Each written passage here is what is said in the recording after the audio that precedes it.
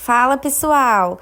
Bem-vindos ao nosso podcast de Política, Estado e Mercado. Eu sou sua apresentadora Marina e hoje estamos aqui com a Marta e com a Maiane para a gente fazer uma viagem no tempo, de 1787 até o Vale do Silício, para descobrir por que as ideias dos federalistas são a chave para entender as empresas mais inovadoras do mundo de hoje. E aí, Mai, você que é especialista no tema, historiadora, quer começar contextualizando para a gente um pouquinho do tema? A gente vai mostrar como esses caras lá no século XVIII, para tentar consolidar realmente um Estados Unidos pós-independência com um governo central mais equilibrado, como esses fundamentos deles, que também vieram do Montesquieu, ajudaram a fazer que também hoje nas empresas a gente consiga ter um maior equilíbrio de poder e não ficar tudo na mão de uma pessoa e ter essa centralização super forte. Bom, vou começar contextualizando um pouco do histórico, né, desse problema, dessa falta de centralização de um governo central. A gente tem que pensar que os Estados Unidos era recém havia ocorrido a Revolução, então era uma nação nova, mas é uma nação que não parecia exatamente uma nação. Cada um dos estados tinha realmente toda essa coordenação própria, então criavam as próprias leis, julgavam do jeito que queriam, não precisava consultar os outros para ter qualquer acordo externo, podiam até, tipo, ter moedas locais. Observando isso, os nossos federalistas principais, que eram o Alexander Hamilton, o James Madison e o John Jay, eles perceberam o risco. Claro, você tem territórios muito próximos, mas eles são super independentes, super desconexos. Isso pode prejudicar um ao outro sem ao mesmo eles perceberem. O próprio Madison diz que ele escreve no artigo 10 do Federalista que existe esse perigo das questões de facções e instabilidade causada pela ausência de um poder central capaz de unificar as decisões mais importantes. Então, se todo mundo tá cada um por si, mesmo eles vivendo super próximo e sendo considerado uma nação só, uma parte sozinha, que tem um interesse próprio, né, que esse é o conceito de facções, né, que são grupos menores com conceitos e princípios próprios, pode acabar prejudicando o cara do lado e no final prejudicando em si. E então isso prejudica muito se eles quisessem realmente ser conhecidos todos os estados como uma nação. E é aí que a gente vê claramente o reflexo no mundo corporativo. O problema é o mesmo, aquele modelo do fundador que acumula tudo. CEO, presidente do conselho, dono de todas as decisões. Funciona rápido no começo, é prático, é ágil, mas é um risco enorme. Sem alguém para questionar, para revisar, para colocar um freio, a decisão errada de uma pessoa vira o problema de todo mundo. Se ele pisar na bola, a empresa inteira paga. Falta freio interno e isso deixa tudo mais vulnerável, né? Marta, você trouxe aqui agora o ponto que é fundamental para o nosso debate, que é justamente essa questão das falhas que podem ser ocasionadas pela concentração de poder. E um exemplo que me vem aqui que pode ser usado nesse caso é o da Teranos, que é uma empresa, desculpa, foi, na verdade, uma startup norte-americana e estadunidense, para ser mais exata, que foi fundada em 2003 pela Elizabeth Holmes. E a Teranos prometia revolucionar a forma como os exames laboratoriais eram feitos. Então, era uma empresa da área de saúde e tecnologia que afirmava ter desenvolvido uma tecnologia completamente inovadora, que era capaz de realizar centenas de exames de sangue usando só umas gotas, né, de sangue retiradas dos dedos do paciente, ao invés das seringas e dos tubos de coleta tradicionais. E a gente sabe que os exames de sangue são exames de rotina, são exames muito importantes e, apesar disso, eles também são exames muito incômodos. Então, a tecnologia da Theranos era muito atraente, porque era uma tecnologia mais rápida, mais barata, transformava esse processo em um processo menos invasivo. Então, era uma grande promessa realmente de transformação no setor de saúde. E a questão é que a sua fundadora, a Holmes, acumulava controle total sobre todas as decisões, sobre todas as informações, sobre o acesso a todos os dados da empresa. Só que os funcionários, com o passar do tempo, viram que as coisas não funcionavam exatamente da forma como elas prometiam que funcionavam. Então, foram percebendo algumas inconsistências e tudo isso levou a uma investigação do Wall Street Journal, que descobriu, né, que na verdade os dados dessa tecnologia super inovadora e revolucionária, na verdade eram manipulados. A tecnologia ela não era tão confiável, os dados eles não eram tão precisos quanto eles prometiam ser, então a empresa entrou em colapso realmente. E esse exemplo ele mostra, né, como o risco dessa concentração de poder, dessa falta de transparência e dessa ausência dos mecanismos de fiscalização dentro de uma organização, porque como a Holmes obtinha todo esse poder para si própria, muitas informações não eram divulgadas, muitas informações não eram tornadas públicas e a gente realmente não tinha acesso a tudo isso e foi uma fraude gigantesca, né? Porque uma área assim bastante sensível e você manipular todos esses dados realmente foi um escândalo muito grande. Teve sobre investigação depois do governo norte-americano também, do governo estadunidense, desculpa. E então, essa empresa, né, a Theranos e o caso da Holmes é um exemplo assim bem recente, bem relevante de como tudo isso pode trazer prejuízos reais. Agora, vamos falar um pouco dessa solução para essa disparidade de poderes, que, na verdade, não foi originalmente dos federalistas. Olhando um pouco para trás, a gente pode olhar especialmente a obra do Montesquieu, do Espírito das Leis, onde ele alertava que o poder executivo, o legislativo se concentrarem em uma mesma pessoa, essa liberdade do povo em si acaba, porque ela vai ter controle de um ou mais desses poderes e devem existir é, pesos e contrapesos para realmente a gente ter a liberdade e a maior justiça. O Madison e o Hamilton tomaram esse princípio e eles adaptaram para o governo dos Estados Unidos, e é algo que, por exemplo, a gente pode observar um pouco hoje na realidade do nosso governo brasileiro. Então, nos Estados Unidos foi o legislativo com o Congresso, o executivo por meio do presidente e o judiciário pela Suprema Corte, cada um com prerrogativas claras e possibilidade de fiscalizar um ao outro. Então, eles iam, com essa separação, nenhum dos poderes ficava na concentração de um, e cada um podia verificando o outro para nenhum se sobrepor o outro, assim estabelecendo um poder mais justo que durasse mais tempo. E também uma diferença interessante enquanto Montesquieu achava que as repúblicas só funcionavam em estados pequenos, o nosso Madison defende que um país grande com múltiplos estados e interesses diversos poderiam ser mais resistente ao despotismo, justamente pelo sistema de equilíbrio e contrapeso entre os poderes. Então, como a gente tinha mencionado antes, a questão de facções, porque tinham, além desses poderes, tinham vários grupos com interesses diferentes, eles sempre iam se balancear. A lógica federalista de dividir o poder é basicamente o rascunho do que virou a governança corporativa hoje. A saúde de uma empresa, a estabilidade, a transparência, a continuidade depende muito dessa divisão clara. Quando a gente traduz os três poderes para dentro da administração, dá para ver.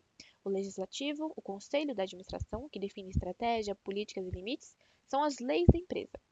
O executivo, o CEO e a diretoria que tocam o dia a dia e fazem essas leis virarem ação, e o judiciário, com a auditoria e compliance, que checam se as regras estão sendo seguidas e interpretadas da forma certa. Sem essa separação, você coloca o CEO para fazer a regra, executar a regra e julgar a própria regra. É pedir para dar errado. E daí, quando a gente fala, né, de separação de poder dentro de uma organização, um exemplo que é muito didático, que a gente pode usar aqui para ilustrar, é o caso da Johnson Johnson. A estrutura da Johnson Johnson é praticamente um federalismo corporativo, porque ao invés de ser uma única empresa centralizada, a Johnson Johnson funciona como um conjunto de unidades menores, né? Então, são 67 unidades ali menores, cada uma com um CEO, uma diretoria e uma operação diferente. E é como se cada uma delas tivesse o seu poder executivo funcionando de uma forma relativamente autônoma. Ainda assim, essa autonomia, ela responde, né, a um conselho, Há um poder que é como se fosse o poder legislativo, não é bagunça. Todas as empresas elas têm que prestar conta a esse poder legislativo que define as diretrizes, as metas e as políticas organizacionais. E ao mesmo tempo também existe um sistema de auditoria e compliance, que é como se fosse um papel de judiciário ali, que fiscaliza se essas unidades menores realmente estão seguindo as regras, as normas e os padrões éticos que são definidos pela matriz, pelo poder legislativo, no caso, né? E o resultado é que a empresa, né, a Johnson Johnson, consegue manter uma agilidade por conta dessas unidades menores que conseguem tomar decisões rápidas, ajustar processos, identificar oportunidades de inovação e de melhoria, mas ainda assim ela não perde o controle e a segurança que uma grande empresa global precisa, a partir dessa separação clara de funções e responsabilidades, que é justamente o que garante que o poder não se concentre demais em um único lugar ou em uma única pessoa, como foi o caso da Terando, que a gente viu anteriormente, e que faz com que a organização opere de uma forma mais equilibrada e mais sustentável. A ambição deve ser contraposta pela ambição. Essa é uma frase do Madison, que está no Federalista número 51, e resume perfeitamente o ideal de fiscalização mútua. Cada poder deve poder limitar o outro para que nenhum grupo ou indivíduo concentre força demais. Então, esse desenho, ele tem o intuito de garantir que mesmo que alguma pessoa super ambiciosa ou mal intencionada chegue a qualquer um desses poderes, o sistema em si vai regular ela, então vai conter esses excessos que ela possa fazer.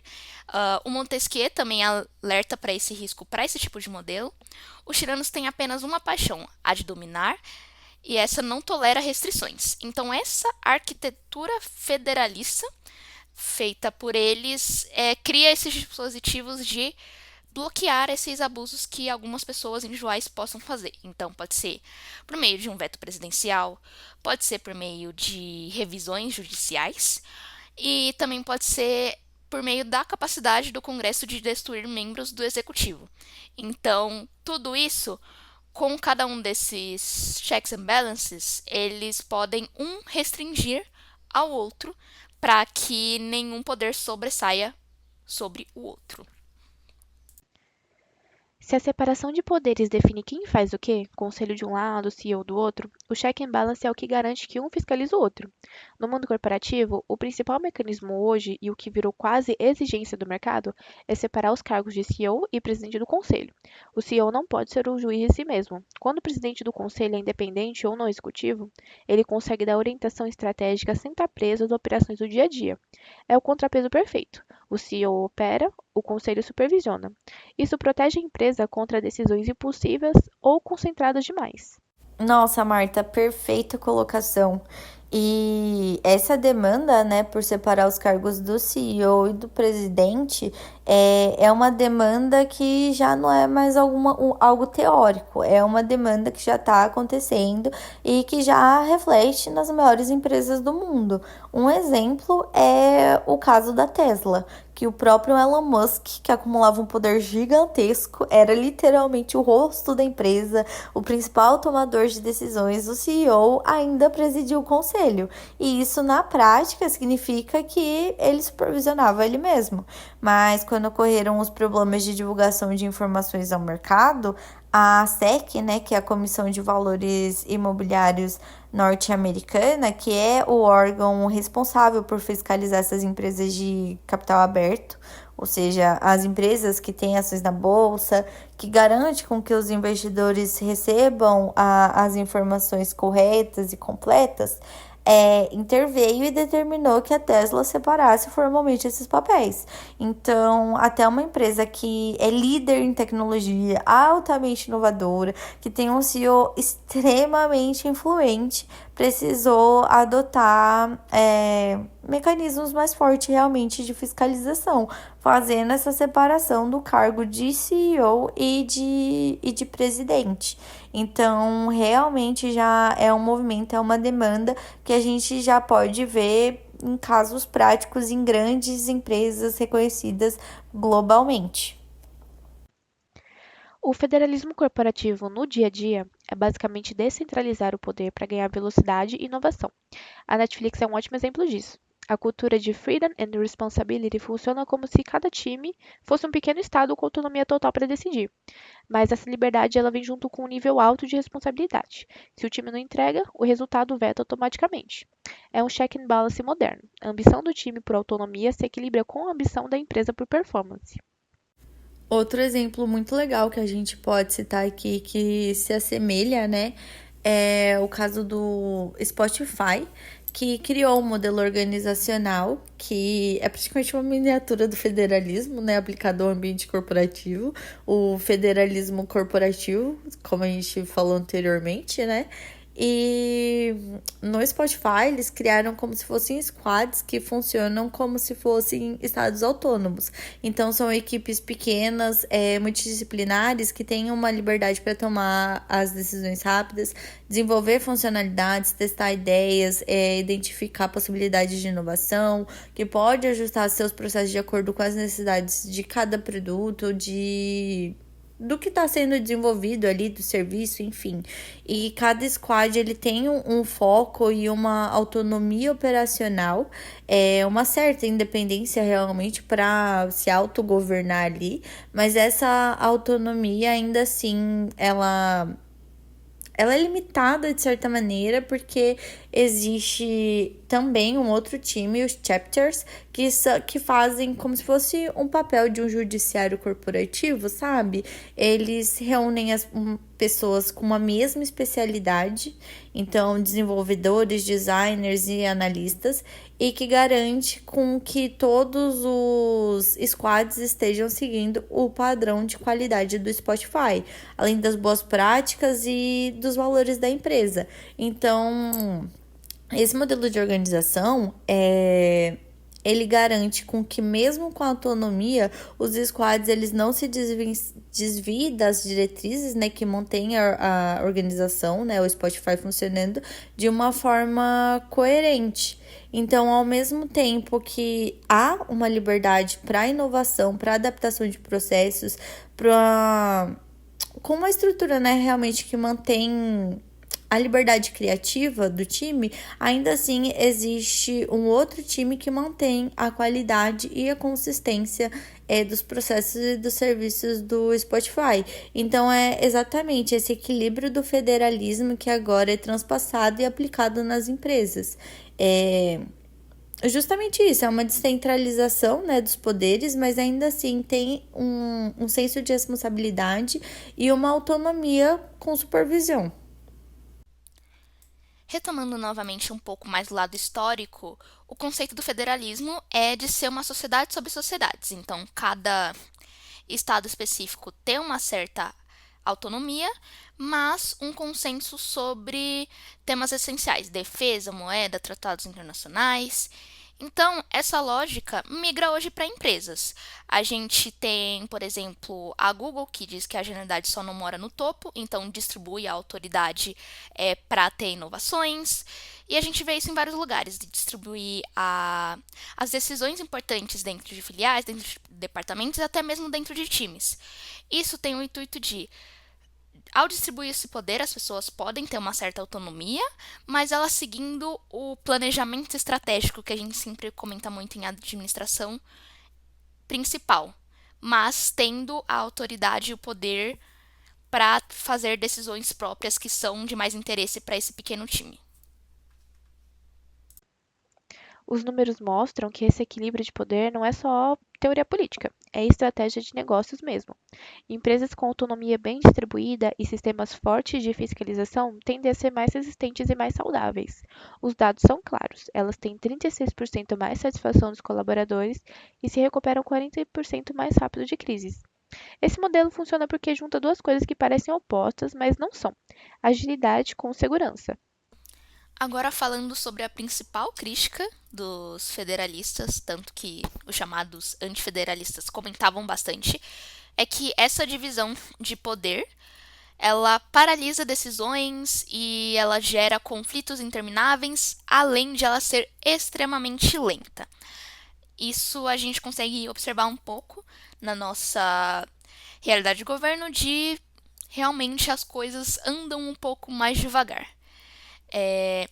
O Madison responde isso por meio do artigo 10, onde é melhor administrar divergências dentro do sistema de contrapesos do que correr o risco de concentração de poder. Então, o custo dessa lentidão pode ser recompensado com a estabilidade e resistência ao abuso. As coisas são lentas, os pesos eles estão aí realmente para se contradizer, para buscar o que é o ideal, que é uma estabilidade de governo a longo prazo. Então, esse trade-off que a gente fala muito em ADM é o ponto principal que fala. Mesmo com essa lentidão e esses conflitos, essa estabilidade a longo prazo compensa tudo isso. Boa, Martinha, boa, Maiane, meninas, foi muito legal o papo aqui com vocês. Quero agradecer também aos meus ouvintes, aos nossos ouvintes, pela companhia. Foi realmente muito enriquecedor essa conversa, né? Deu pra gente trazer um pouquinho pra realidade, tirar um pouco da teoria e mostrar na prática como as ideias dos federalistas acabam refletindo nas empresas ainda nos dias de hoje.